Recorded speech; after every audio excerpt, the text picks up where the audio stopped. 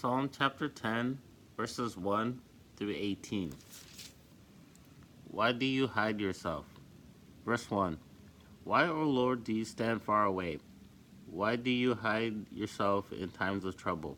Verse 2. In arrogance, the wicked hotly pursue the poor. Let them be caught in the schemes that they have devised. Verse 3.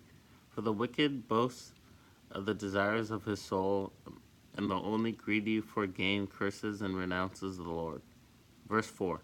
In the pride of his face, the wicked does not seek him. All his thoughts are, there is no God. Verse 5. His ways prosper at all times. Your judgments are on high, out of his sight. For all his foes, he puffs at them. Verse 6. He says in his heart, I shall not be moved. Throughout all generations, I shall not meet adversity. Verse 7. His mouth is filled with cursing and deceit and oppression. Under the tongue are mischief and iniquity. Verse 8. He sits in ambush in the villages, in hiding places he murders the innocent. His eyes stealthily watch for the helpless. Verse 9. He lurks in ambush like a lion in his thicket. He lurks that he may seize the poor. He seizes the poor when he draws him into the net. Verse 10. The helpless are crushed, sink down, and fall, by his might. Verse 11. He says in his heart, God has forgotten. He has hidden his face. He will never see it. Verse 12. Arise, O Lord, O God, lift up your hand, forget not the afflicted.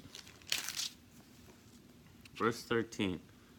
Why does the wicked renounce God and say in his heart, you will not call to account? Verse 14.